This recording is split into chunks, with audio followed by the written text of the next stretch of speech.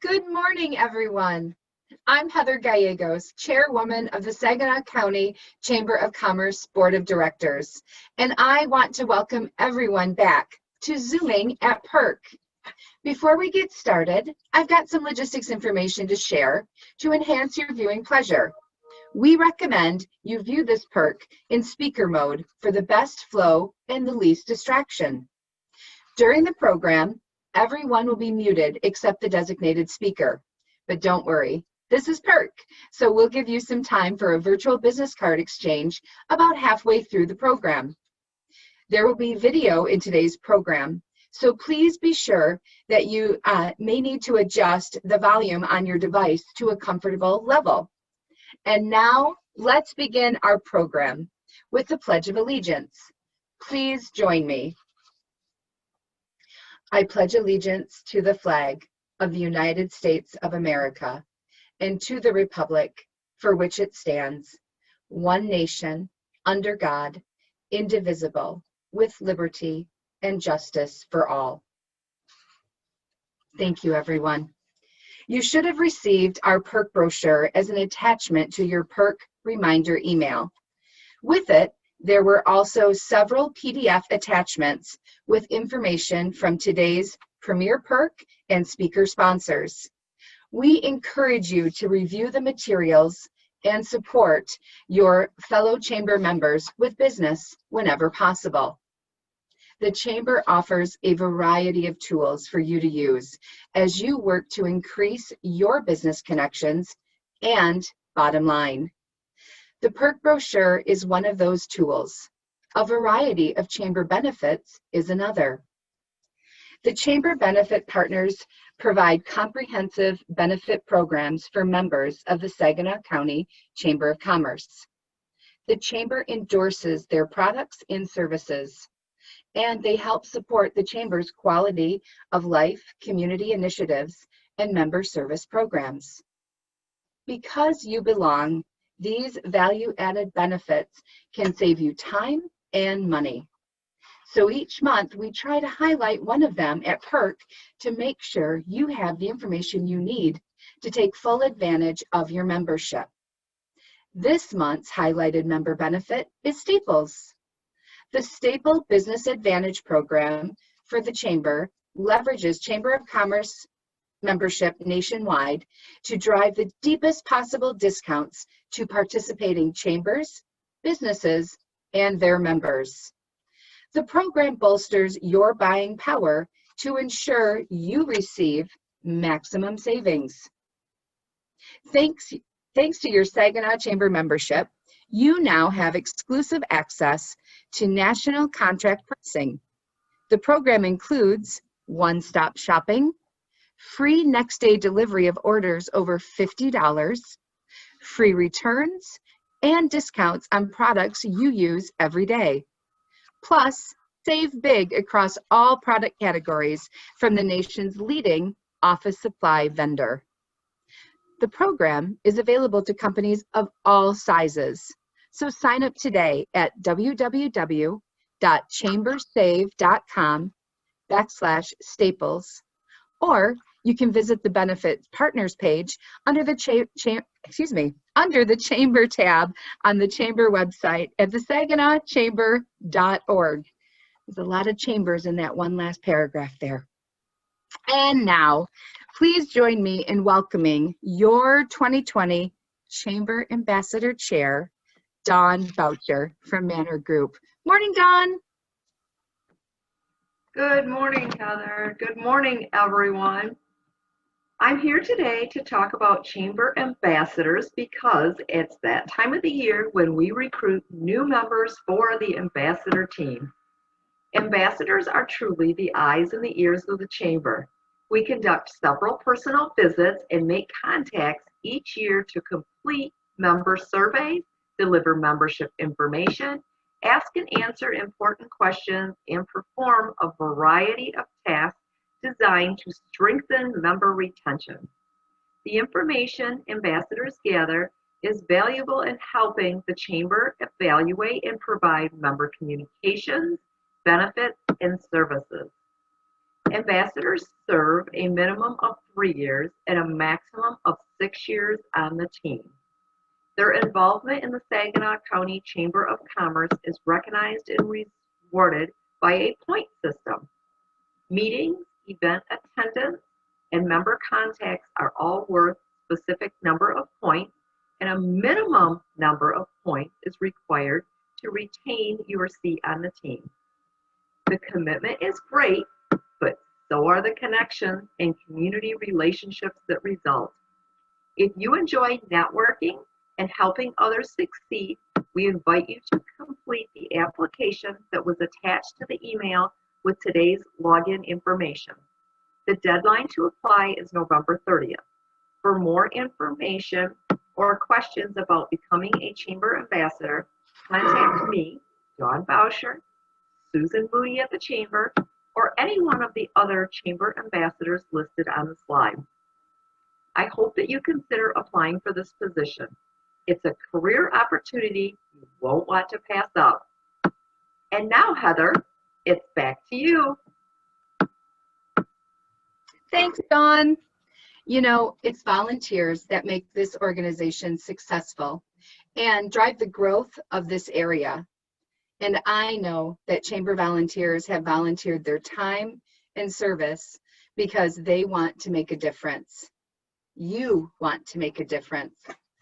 Your dedication to this organization and to each other helps distinguish this community. And believe me when I say that Saginaw County is an extraordinary community. Thank you for being extraordinary people, for dedicating your service to this organization, and for setting an example for future leaders to follow. Thank you. At this time, I'd like to thank our 2020 Premier Perc sponsors, the organizations that make the Percolator Breakfast possible by underwriting all 10 of our events during the year.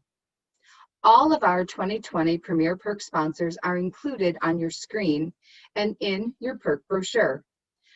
We encourage you to thank them for sponsoring the Percolator Breakfast and support them with your business whenever possible. At each Perc, we like to highlight a few of these exceptional sponsors and tell you a little bit about them. And I'd like to do that right now. First up is Beer Line Companies, Inc. Located in the heart of Michigan's Great Lakes Bay region, Beer Line Companies Apple Mountain offers the perfect setting for every occasion. Along with spectacular views and first-class service, you will find Mid-Michigan's premier championship golf course, flavorful casual dining, and an award-winning full-service conference and banquet center. For upcoming events and menu features, visit applemountain.com. Thank you, Beer Line Companies. Next up is Consumers Energy. As Michigan's largest energy provider, Consumers Energy delivers natural gas and/or electricity to businesses and homes in all 68 Lower Peninsula counties. The company's clean energy plan is a roadmap to eliminating coal, achieving net zero carbon emissions, and meeting 90% of Michigan's energy needs with clean resources by 2040. Learn more at micleanenergy.com and find business resources at consumersenergy.com/business. Thank you, Consumers Energy. Next, we welcome Family First Credit Union. Family First Credit Union has served the needs of members as a trusted financial partner since 1939. With a full range of savings products and convenient services with lower service fees. Membership is open to those in Saginaw, Bay, Midland, and Genesee counties. Welcome to the family. Thank you, Family First Credit Union. Our next Premier Perc sponsor is NetSource One, Inc.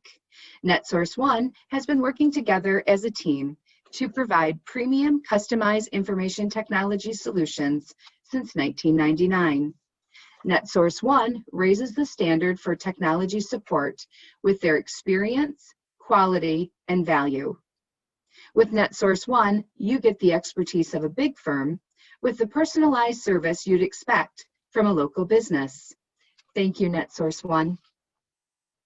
Next up is Northwood University. Advance your resume with a specialized, business-focused bachelor's degree equipped with flexible options that fit your lifestyle. Or take your career to the next level at DeVos Graduate School. Develop critical thinking skills through problem solving and collaboration rather than lectures and memorization. Discover your true north at Northwood University. Thank you, Northwood University. And now, let's meet Wildfire Credit Union. Make Wildfire Credit Union your first and last stop for all your business banking needs. Whether you want to earn interest on your business checking account, solve your commercial lending needs, or just reach your business banking partner whenever you need them, Wildfire is here and ready. They also take your employees into consideration and offer the Workplace Perks program with employee benefits and discounts on Wildfire services at no cost to the employer. Wildfire Credit Union, distinctively better. Thank you, Wildfire Credit Union. And our final Premier Perk sponsor this morning, please welcome Peter Bender, Managing Principal with Yo & Yo Wealth Management. Welcome, Peter.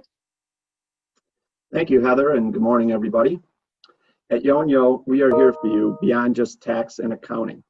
Yo & Yo Wealth Management brings a unique model of connecting tax strategy to financial planning goals.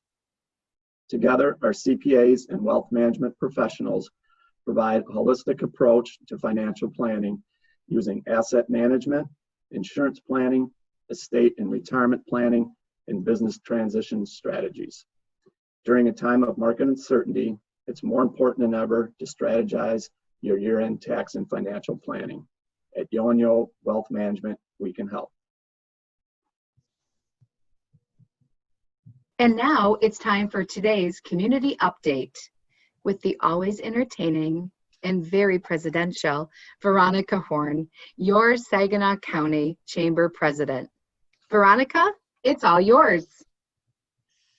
Thank you, Heather. I am supposed to right now give you some post-election updates. So I just want to start out by saying in the Horn family, many years ago, we adopted the mantra that you get 24 hours to celebrate or 24 hours to mourn after an election. And so we are about 24 hours out. We don't know who our president is, although we're getting some strong indicators that we may have a new president of the United States. But if the election taught us anything, it is how deeply divided we are philosophically in this country. And so my prayer, my hope is that we learn to come together and tackle problems, not each other. The Saginaw County Chamber of Commerce has a very long, deep tradition of working with the people that are elected to office, and we will continue that. With that, I want to send my congratulations out to Congressman Dan Kildee, John Molinar, and Gary Peters for their reelection. On the local level, most of our candidates that the Chamber endorsed were reelected or elected. So we'd like to congratulate Rodney Wakeman, Ben Frederick, and Amos O'Neill, who will be in the State House representing Saginaw County, parts of. There was really no change in the 4-year countywide elected. So we still will have as prosecutor John McColgan, congratulations, Sheriff Bill Federspiel, new county clerk Vanessa Guerra, congratulations, Tim Novak, our treasurer, Katie Albasta Kelly as our county register of deeds, and Public Works Commissioner Wendling. So congratulations to them. We have fully 4 new county commissioners. So to the Saginaw County Board of Commission, we welcome Jack Taney, Christopher Boyd, Carol Ewing, and Gerald Little. Saginaw City Council, there were 5 seats open, and we have 4 new people. We have Reggie Williams, Monique Lamar Sylvia, Annie Bench will be returning to Saginaw City Council, Michael Flores, and George Copeland. So we look forward to meeting some of those and establishing relationships with them. I'm pleased to say that the bond proposals that the Chamber endorsed all passed. We will be getting the Saginaw City School Bond District passed. That is a huge, was a huge undertaking. We will now the city of Saginaw will have 1 high school and a lot of renovations to some of the old schools that really need it. Delta College millage passed, as did the Saginaw County Health Department millage. So I'm sure we'll all have more to say about these elections as they become clear, mostly at the federal level. But remember this one thing: whoever the president is, they're not going to come help you rake your leaves. They're not going to help us, reinvent anything. It's at the local level. It's with people like us, the members of the chamber. We are not deeply divided. We're one community, all going in the same direction to improve our community. So with that in mind, I'm very optimistic for our future. I want to give you a quick COVID update because we've had some developments. We have actively been working behind the scenes. I know the focus has been on the election, but were some pretty onerous regulations that came down from Michigan Department of Public Health. We were one of the organizations that expressed our great displeasure in putting the burden of this on our businesses. And it was met with some success. The health department, the state of Michigan Health Department has lightened those regulations a bit. And so here it is. We have a real uptick in the number of cases. And I'll just read this because we wrote it yesterday and it was changing quickly. So with COVID cases once more on the rise and new guidance once again restricting the size of gatherings, the Saginaw County Chamber staff and board have discussed our upcoming 2021 events. In order to move ahead with planning, we've decided that all of our events will continue to be virtual through March of 2021. This will include our Perc breakfasts, our February State of the City, State of the County Perc on February 4th, and our annual meeting on February 26th. After that, we're going to be continuously monitoring where this virus, how it's spreading, whether we've got it under control. We dearly want, as much as you, to get back to some semblance of normalcy and being able to gather face to face. We do have a 10% increase in COVID positive cases, but they're calling it COVID fatigue, and that means individuals who are supposed to be quarantining for that 14 days or maybe not, and they believe that it is helping to spread the virus. The reports coming out of the area schools, they're doing well. My grandson is home for 14 days, not him, the whole List Elementary School. But the health department continues to urge us to keep at least 6 feet apart, wear masks when around people who are not from your household, and wash your hands. Newsflash. Testing in Saginaw to determine if you have COVID may take 3 or 4 days to get results. Rapid testing for antibodies, which lets you know if you've ever had COVID, is available on a limited basis. So be sure you understand what test you are taking. On a related topic, the health department explained how restaurants comply with a new rule to track the names and phone numbers. So here's the deal. Under the new guidelines, it does not require dining establishments to deny entry to customers who won't provide contact information. That is, we're all personally responsible for that. And so it should not be on the backs of the restaurant owners. They are struggling enough. The state will not hold restaurants or bars responsible for patrons who provide false information. The health department will not require businesses to ask for proof of identification. Again, to recap, the hospitality industry was shut down for months. They provided extraordinary protocols to keep their employees and customers safe. They opened with limited capacity under rules overseen by MIOSHA, and they have done everything asked of them. And while COVID-19 is spiking as expected, they account for less than 2% of the current cases. Bottom line is that a business with fragile recovery rate, no need to pile on more unnecessary restrictions. But we ask you to please be kind to those restaurants, you know, the servers, the staff. Their incomes have been tremendously affected in a negative way. We ask that, you know, safely patronize them, and we'll get through this. So we will have the actual Q&A from the Michigan Department of Health up on our website for you to take a look at more specifics. It's too long to go into on Perc this morning, but we do have that available on our website. So the Chamber Young Professional Network will once again participate in the Shoebox Saginaw project, happening now through December 1st. Shoebox Saginaw is a personal needs drive that supports women in the Saginaw community. To support this project in today's challenging landscape, the YPN will be handling the drive a little differently from how it was handled in the past. They will not only collect physical items, but will also accept gift card donations in increments of $10 to $25 from any local vendors, any of our chamber members, from Meijer, from Walmart, Kroger, those types of establishments.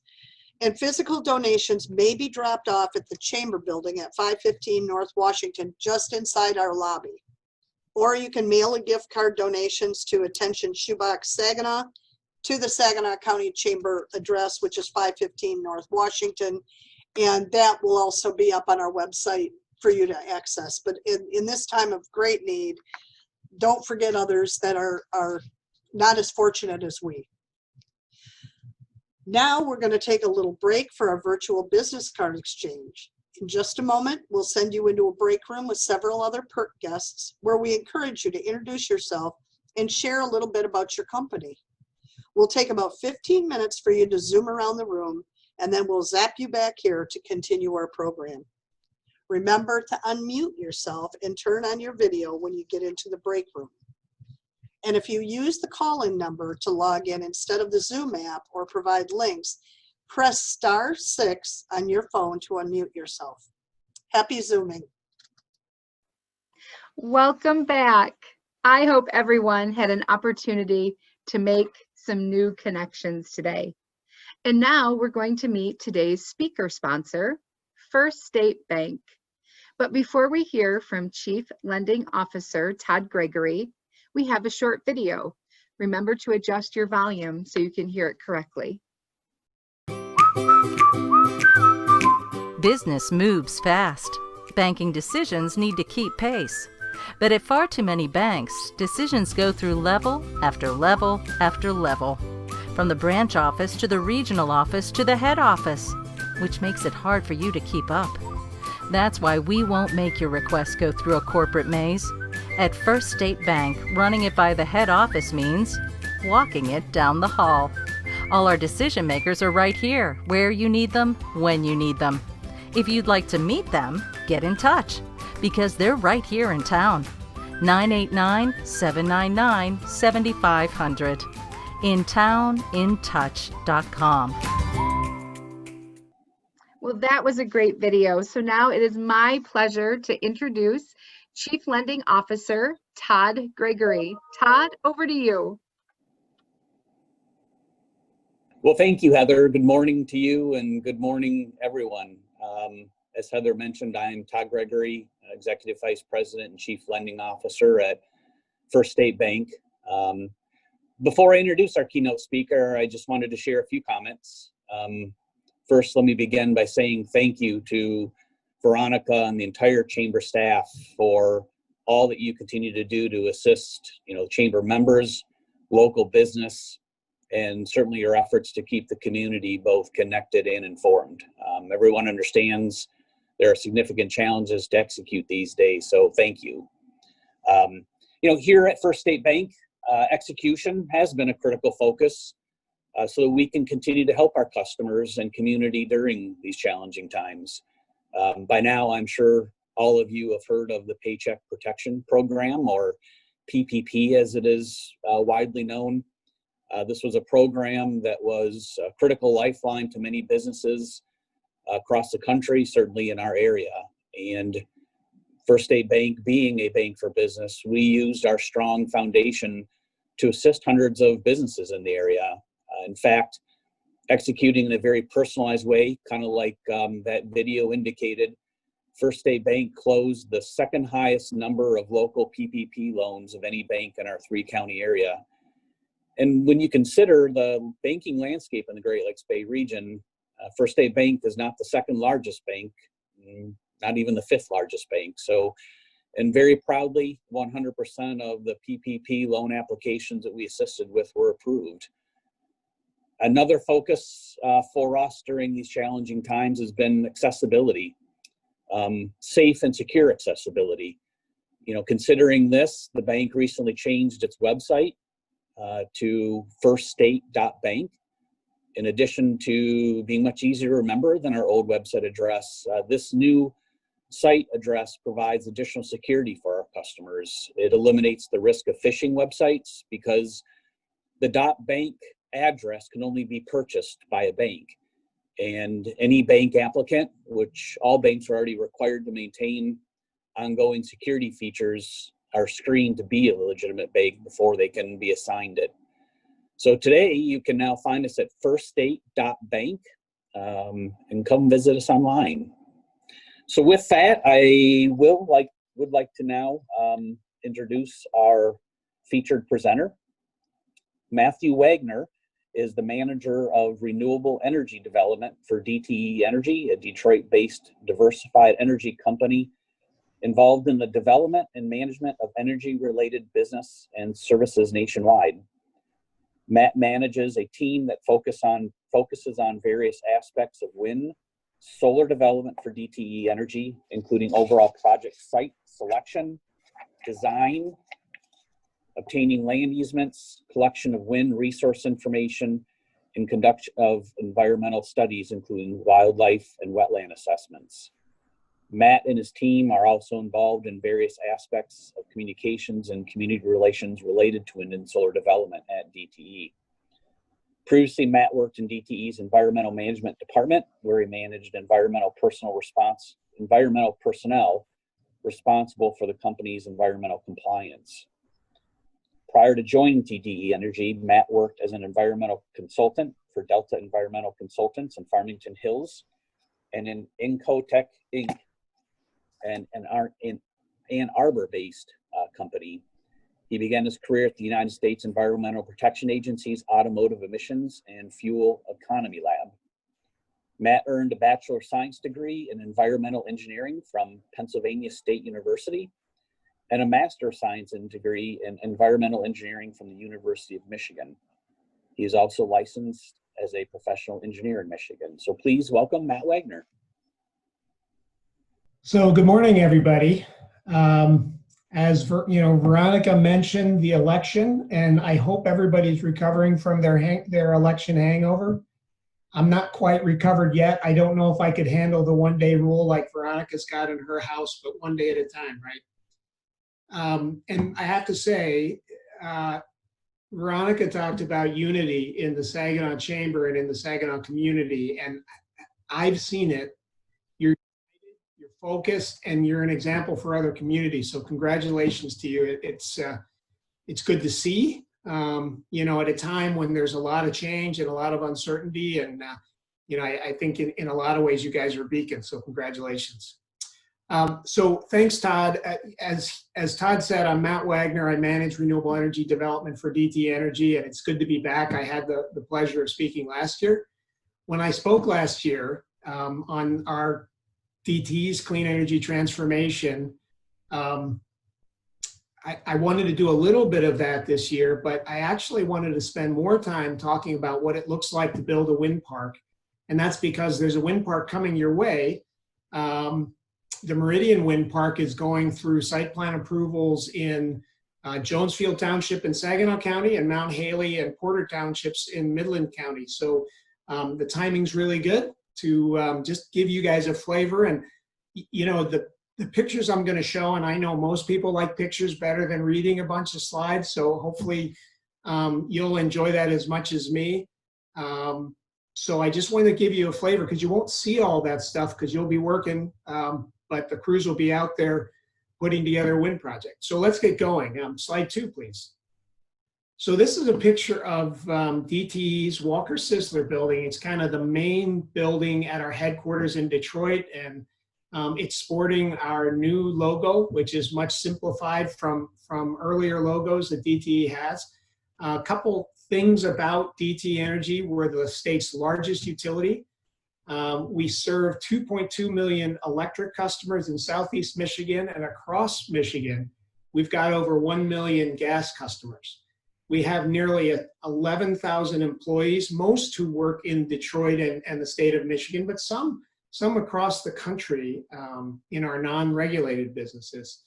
In 2019, we spent more than $2 billion on Michigan businesses, and our DTE Energy Foundation is one of the largest in the state, with a main focus or commitment on Michigan giving. So next slide. So what are we doing regarding renewable energy? We continue to be the largest investor and producer of renewable energy in the state, and there's a friendly competition with consumers. So there may be consumers folks on the call, and you know, I think we're kind of neck and neck. But the point is, we're both working for a goal of, you know, having a cleaner energy future. Since 2009, our investment has created or sustained 4,000 jobs. And statewide, there are over 122,000 people employed in some way in renewable energy. We've also driven an additional investment in renewable energy of $3 billion, and in the next 5 years, we expect to double our renewable energy fleet and invest an additional nearly $3 billion. So we filed 2 plans recently. Our renewable energy plan was filed last year, and then more recently, we filed an integrated resource plan to the Michigan Public Service Commission, and together these 2 plans set the stage for some significant renewable energy growth in Michigan. Next slide, please. So let's talk about what we have right now at DTE, or actually run by DTE, I should say. And I'm not going to go through every single one of these wind or solar parks. There's a lot on the map, as you can see. But the highlight is we currently have 15 wind parks operating and 31 solar farms, with a number of smaller landfill and biomass projects. The solar farms, for the most part, are smaller, but in total, these projects generate enough clean energy to power more than 500,000 homes. And as I've indicated, we're nowhere near done. There's a lot to do. And so if we go to the next slide, please. We're really excited about the projects that are just around the corner. Over the next 2 to 3 years, we'll construct and bring online 4 new wind parks. One is Fairbanks Wind Park, which is in the UP, in the Garden Peninsula, and then 2 very large parks in Isabella County. And what's interesting about these wind parks in Isabella County is they will have the highest tip heights in the state of Michigan for any wind park. And the reason that's important is because the higher you go above the ground, the better the wind is, and the higher sort of the tip height of these turbines, the more energy they can produce, which means they're even more efficient. So we're always going for efficiency on these projects.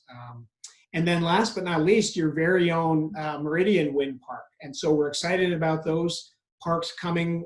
Again, they should be online by the end of 2021 or early 2022.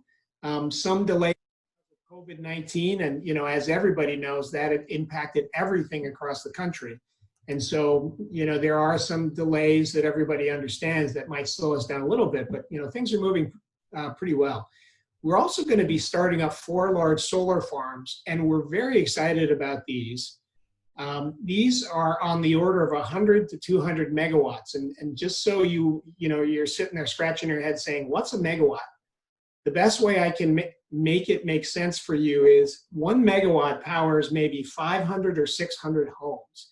And so if you think of 100 megawatts or 200 megawatts, just multiply that number by say 500 and you'll know how many homes these projects power. What I'm excited about with these solar projects is these are 2 to 4 times the size of the large we've done before. And so, you know, like I said, we are really kicking it into high gear and we're excited about that.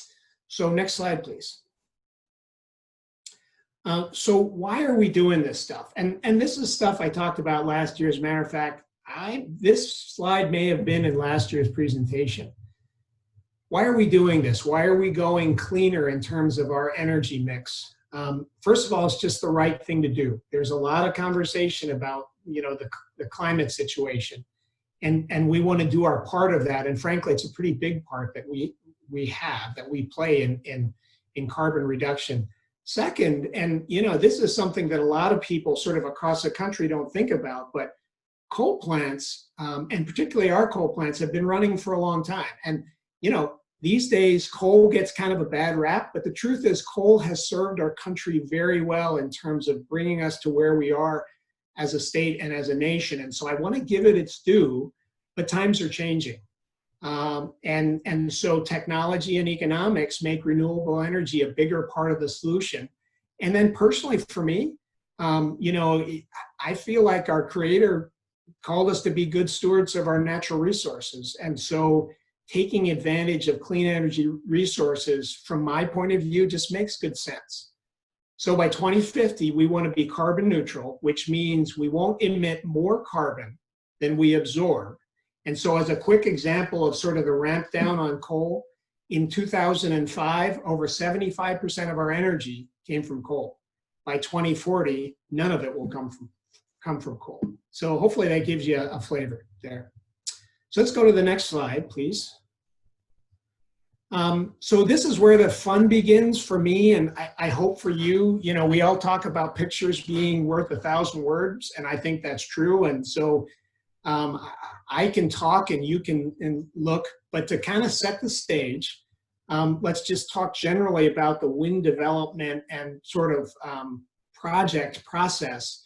There's a lot of big pieces to the process. There's a lot of little pieces to the project. There's a lot of complexities. If you talk to our site manager, Jason Hanneth, which I am sure some of you know, we're still very, very busy helping to get the development literally off the ground, but we're pretty close to starting construction. So, you know, if we just unpack this process really quickly, the first thing we do, and this starts, this has been going for a number of years, we get land agreements with landowners. We need land that is contiguous to build a project. And so one of the first things we do is we sit down with farmers and other landowners and get agreements with them to do this work on their property. Another thing that we do almost simultaneously is we collect a lot of data. We collect weather data, wind direction data, wind speed data, temperature data, humidity, you name it, because all those things impact the performance and operation of a wind park. We also collect environmental data. You know, DTE is a huge advocate for being good environmental stewards. That means protecting habitats and wildlife. And so we do our best to design a wind park in a sort of environmentally friendly way. And to do that, we need to have the details on what's going on, you know, habitat-wise in an area. We have to apply for an electrical interconnection. I mean, these are things that a lot of folks don't realize, but with so many, with so much demand for power and so many businesses and industries and commercial businesses drawing on the energy grid, it's a dynamic system. And so to get permission to actually inject into the grid is an almost 2-year process. And so very early on, we're saying to our independent system operator, affectionately known as MISO, hey, we want to go onto the system at a certain point, and then they start the review. So that's long lead time. Then we lay out the project. You know, we figure out where turbines are going and where a substation is going to go and things like that. You'll see on this slide that there's a red box around number 5, which is securing permits, and really that's the phase we're in right now. I mentioned earlier, we're working with communities on getting our site plans approved and our special use permits approved. And we're looking forward to getting that process done and actually getting on to construction. Then, and we're going to look at a lot of pictures of these next several steps, but we build access roads, we pour foundations, turbine components start coming into the community. And I'm not talking about individual villages and towns. They go out to the farmland where the project is being built. But undoubtedly, you'll see some of that components being delivered. And so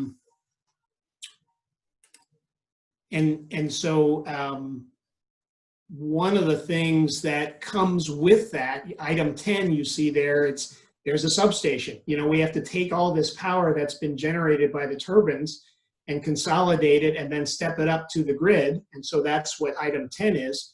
Item 11 is testing the turbines. So when all the turbines are built and equipped with all their generation components and wiring and safety structures, they commission the turbines. And when all the turbines are commissioned and sort of given the thumbs up, we go to operating the wind park, which is step 12.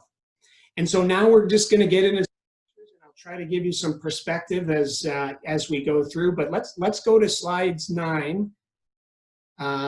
So slides 9 and 10. Let's just stay on 9 for a second. This is how an access road gets built. You know, first thing they do is they cut a line through the field, and the landowners know this is coming. And you know, one thing I'll say is landowners have been working their land forever. And so, you know, they have a lot of pride in their land. So we do our best to kind of tell them what to expect when these things are coming. Just a quick side note as well is when we design our wind park layout, we try to put turbines and access roads on property lines where 2 different landowners are in the project, or along fence rows. And the purpose for that is we believe that wind energy, and the state agrees, wind energy is very compatible with the agricultural business. And so if we can minimize the sort of use of the actual tilled land, the farmer gets a twofer. They enjoy revenue from the wind project, but they also get to continue farming their land. And so, you know, when the project is done and operating, they can still farm as much as 97 or 98% of their land, which is really a bonus for them. Anyway, the road is cut, it's compacted. You see a sheep's foot roller up in the upper left there, and then the contractor adds sort of a cement amendment. And it's kind of known as concrete stabilization, and they create this really solid 6 to 8 inch base, and then they put compacted gravel on it. And if you go to the next slide, please, you'll see a picture of a finished road.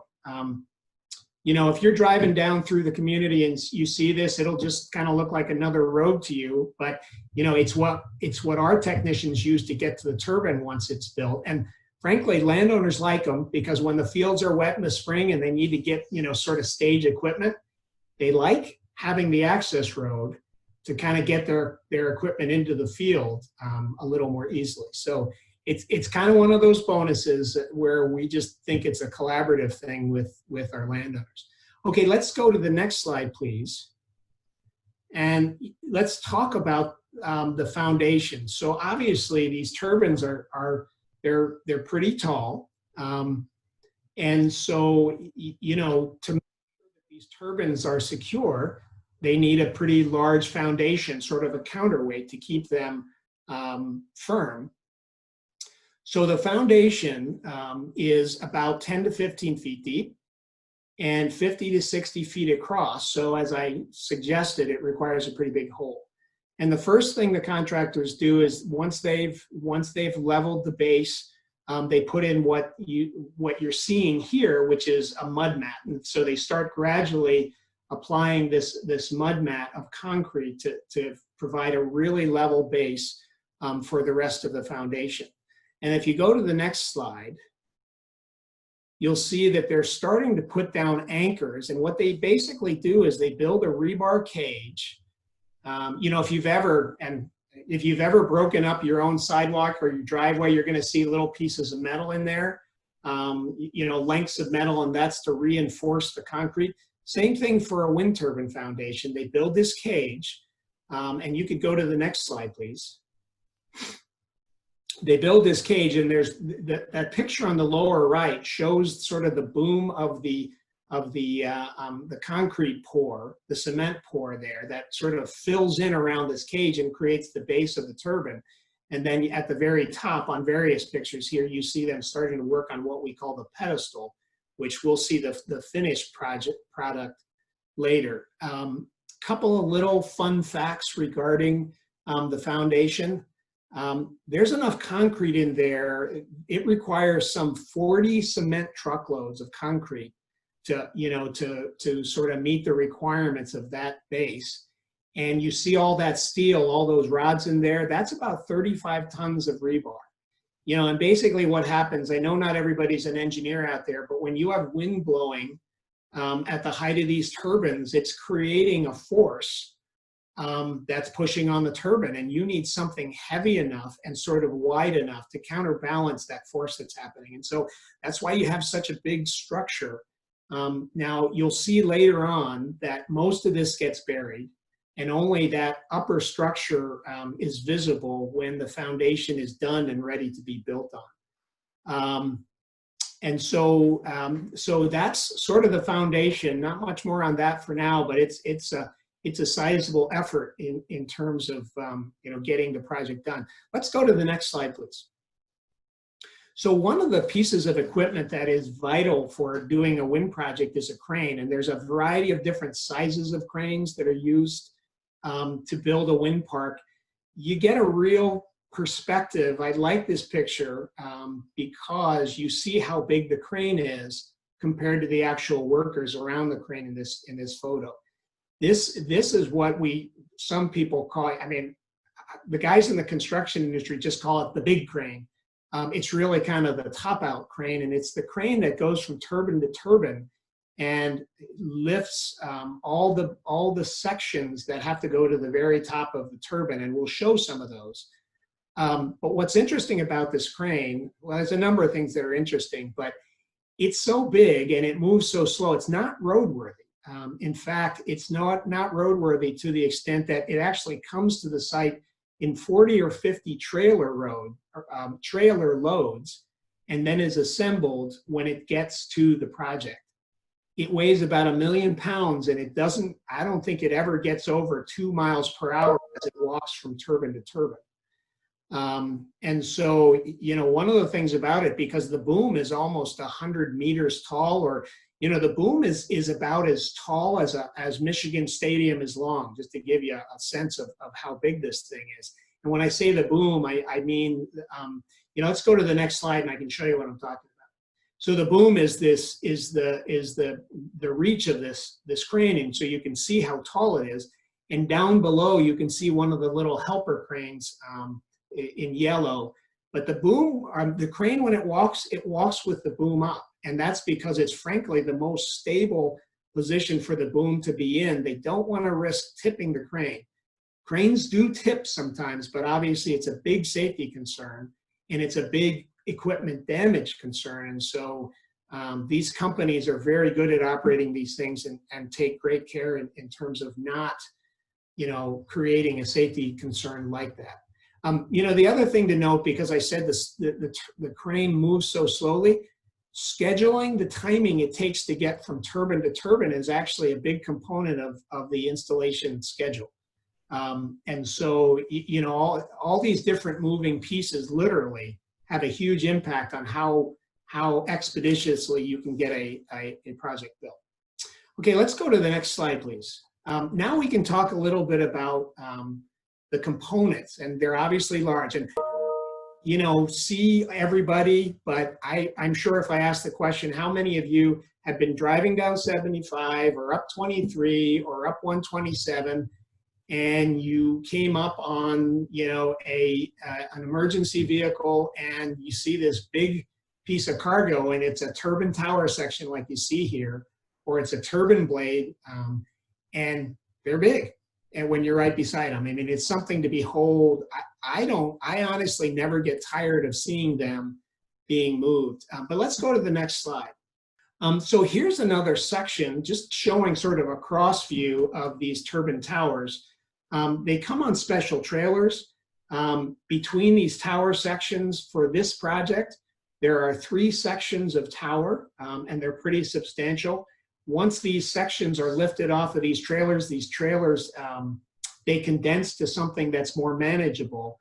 But the parts are big, and so transporting them, people don't realize that transporting these pieces of equipment is a big part of the logistics of a wind turbine project. Let's go to the next slide. So here you see the side of a blade that has just turned onto the access road. You can see the trailer that extends to kind of between those 2 utility poles, but you can see that the blade itself hangs over all the way across the road. So, you know, one of the things we have to do with all this big stuff that we have to bring into these rural communities is we actually have to create turning radiuses at intersections or onto the access road that are much bigger than the normal turning radius, just so they can make it. You know, and so that's, you know, you're going to see stuff where you might see an intersection that's nowhere near any turbines that are going up, but it's an intersection where the equipment has to take a turn. And so, you know, you're going to see some construction and sort of a widened intersection there. And so, you know, what do we do with those? Let's go to the next slide. So this is a slide that actually was accidentally placed out of order. This is the pedestal on the left once all the ground is filled in after it. And, you know, so just a quick, you know, tangent here to talk about the pedestal. All those bolts, there's about 150 or more bolts. And basically what they're doing is you see the base of a turbine section being set down over those bolts. Obviously, they want to lock those bolts down tight so that the turbine is anchored well to the foundation. And then if we go to the next slide, we go back to the components. This is known as a nacelle. It's really the power plant of the turbine. And this one's on a trailer. It's just entered the access road, and so it's almost to its destination. But this, along with every other part of the component, or along with every other part of the turbine, is a you know, an important component. Without this, we're not generating any energy. This is where the actual electricity is generated and gets fed eventually back to the substation. Let's go to the next slide. So I love this picture because there you see an access road, and we've got a construction guy who's got a drone, and he gets some great pictures from above. And so Scott took this photo. You see all these blades being staged and a tower section on the access roads. So that equipment is going to wait there, and each of those operators will back those one at a time, back those components up to the turbine base.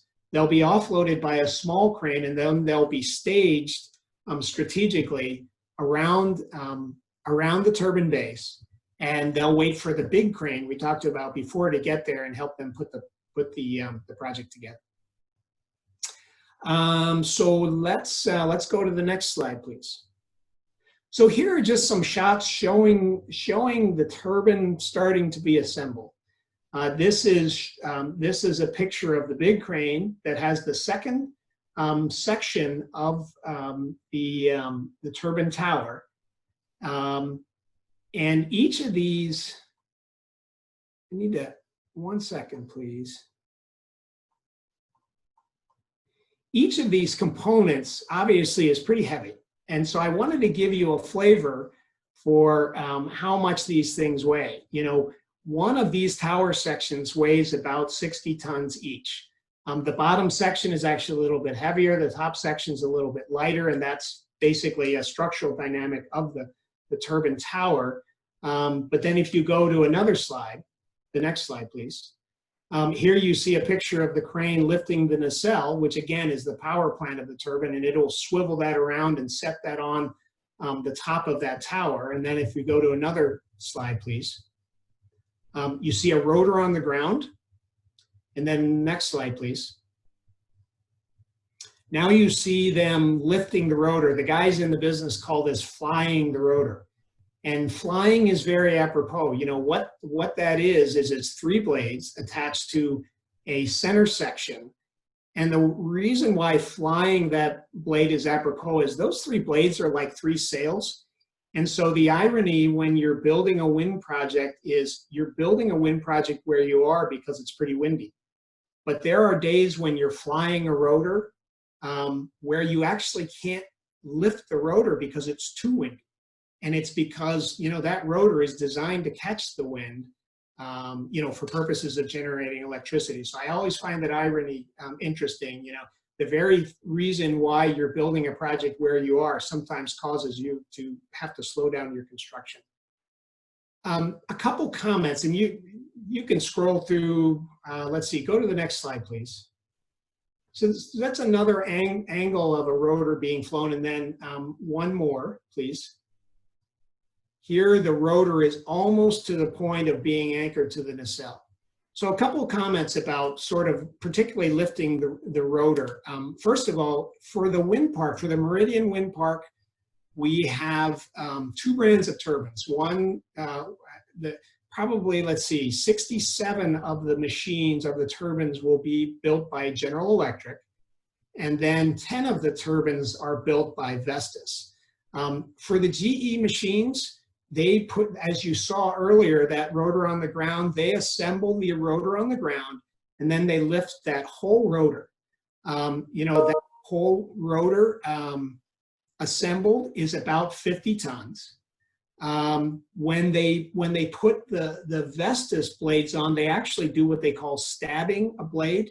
They put each blade on the hub at the top, one at a time.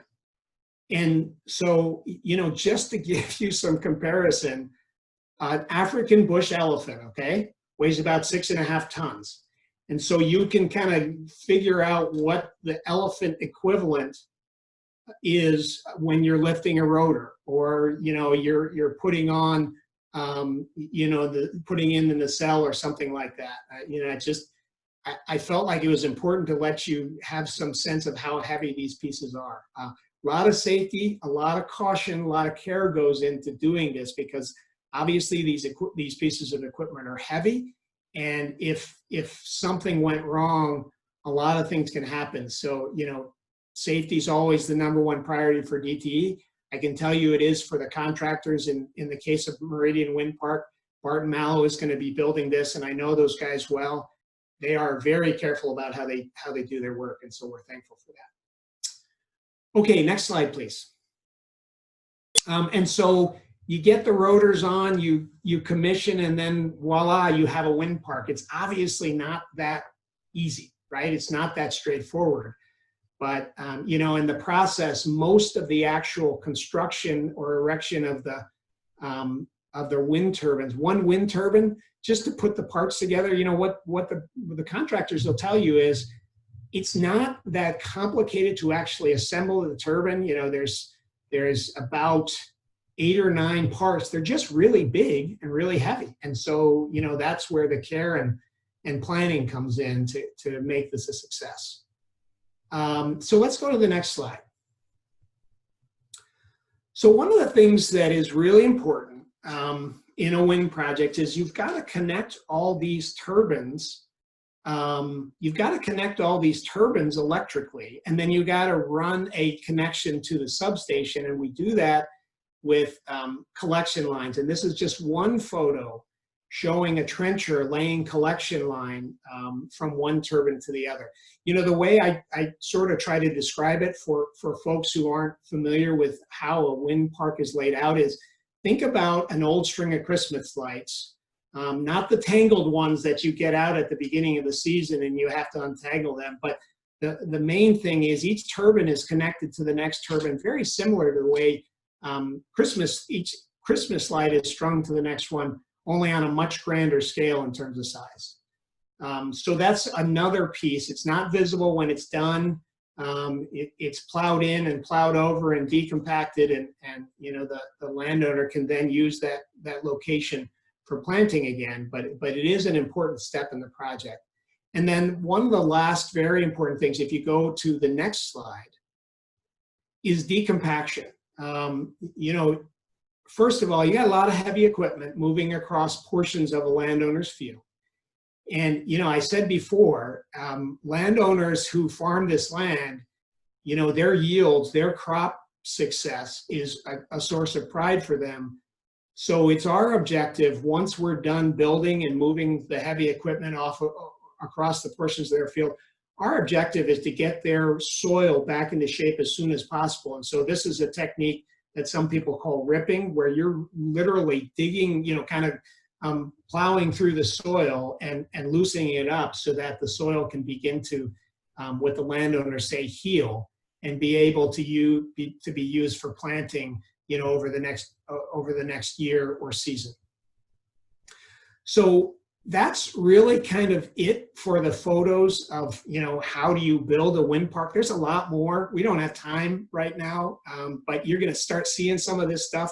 And I got to tell you, in some communities, people who live adjacent to a particular turbine, I've seen people set up their lawn chairs during a rotor lift. You know, they're not obviously right in the construction area. They're very far away, but it's a sight to see. And so, you know, I get excited every time we do a new project. I'm excited about this one. You know, one of the things I wanted to kind of plug is Cindy Hecht, who is our senior communications consultant, has helped us develop what we call a virtual field trip. You know, we developed this thing because we were running out of the ability to do all the tours that people wanted. And we thought, well, you know, if we put something together that's virtual and, you know, classrooms can just access it online, people can get a front row seat to the process of wind and solar development, leaving their classrooms. Nobody knew that the COVID thing was coming. And so this virtual field trip is excellent.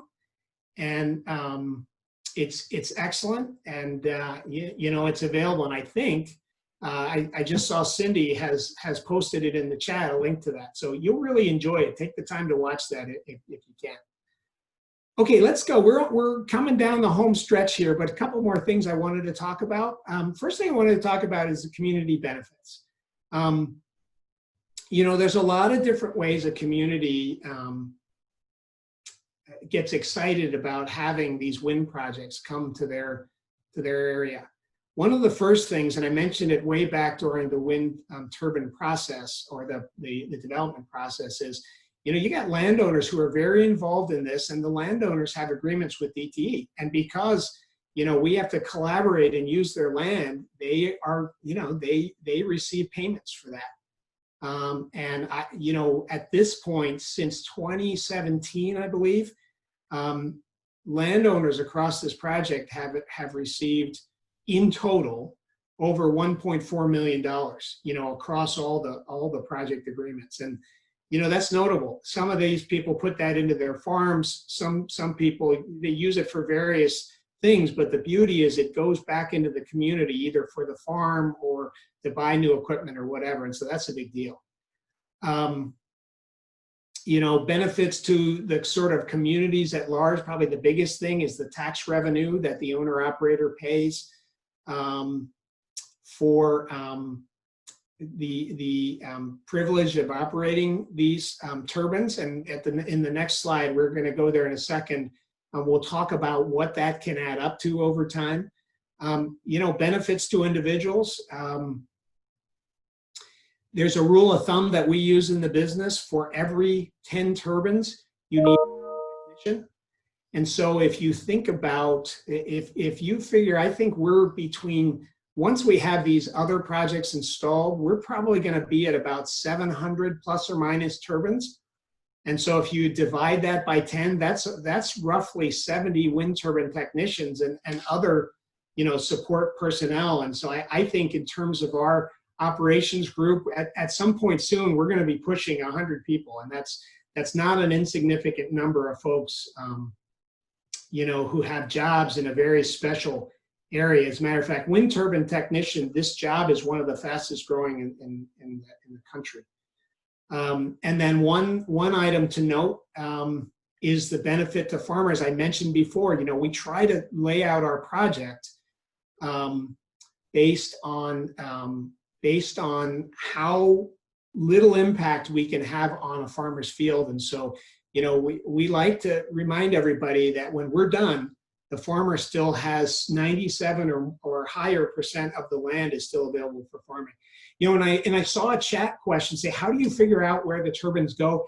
That's a long answer, but the bottom line is we have to consider the community zoning requirements, distances from roads, distances from utilities, distances from homes, distances from natural habitats, and you put that all on a map. And if we had more time, I'd show you what I call a constraints map.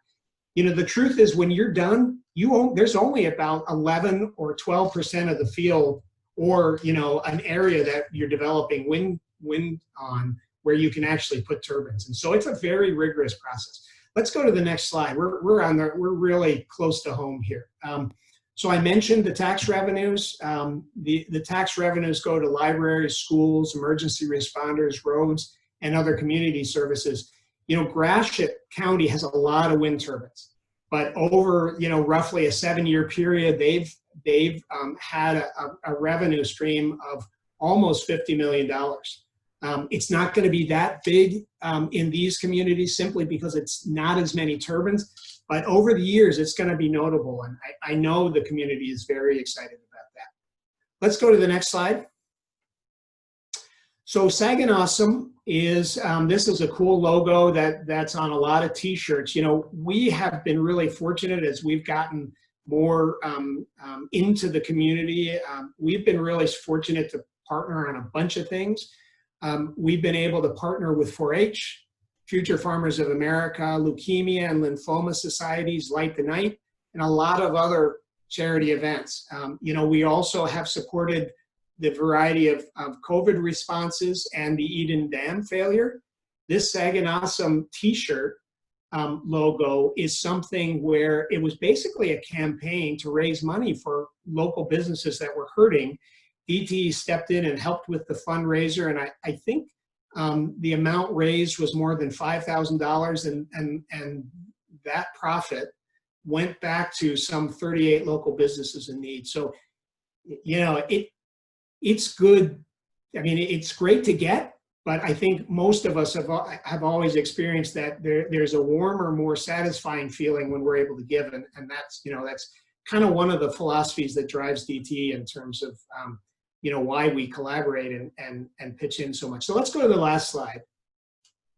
And this is just a picture of my site manager, Jason. A lot of you guys know, and then myself were standing beside our vehicle that rolled slowly through the Merrill Homecoming DTE Appreciation Day. That's a good day. It was a beautiful day. It was a little crisp. But we were basically able to support the community of Merrill in their homecoming, and they honored us. And it was great to be honored by Merrill and Jonesfield Township, but we have appreciated the way they've sort of embraced us coming into the community. That's been great. And a little personal story is one of the high school girls that was on the court for the homecoming king and queen came over to me and spent about 5 minutes telling me how thankful they were that DTE stepped up and supported, homecoming day in the parade, because without our assistance, they weren't going to have one because of COVID. It was just tremendous, and it kind of gives me a good lump in my stomach. And so that's it. I appreciate everybody's attention. Hopefully, you guys have a great day. Thank you. Thank you, Matt. It's fascinating. I have to say that we are such a blessed community because we have both of our the state's power providers with a very strong presence in the Saginaw County community, and DTE has stepped up and just integrated into Saginaw County. You're doing wonderful things, and we just so appreciate you and everything that you're doing. And it's always exciting to take a look at the future of energy, and we are ground zero in that effort. So we're very thankful and look forward to your continued development. Now to wrap things up, I'd like to take just a minute to thank this morning's MC, our very own Chamber Board Chairwoman, Heather Gallegos. Thank you so much, Heather. We also want to thank today's sponsors. We appreciate so much your support and participation. And you know that without them, we could not provide the series and events that bring us together to communicate, connect, and influence our way to a thriving business community. Please remember that when you get a call from one of our Chamber diplomats and talk with them about how your business can be a part of connecting with the Chamber membership, we're here to help you. I want to add one thing. I did get a text message from Covenant Healthcare, who wants us to underscore the importance of being safe during this uptick in COVID cases. Please wear a mask. Please socially distance.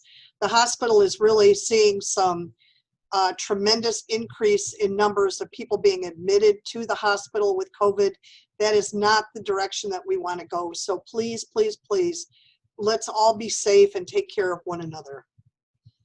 Our next virtual Perc is on December 3rd, and we'll take some of the development projects happening right here in our own backyard. I know this is some great news for us. We continue to move ahead. I hope you're able to join us. So until then, thank you for coming today. Shop with other Chamber members and enjoy the rest of your day. We are adjourned.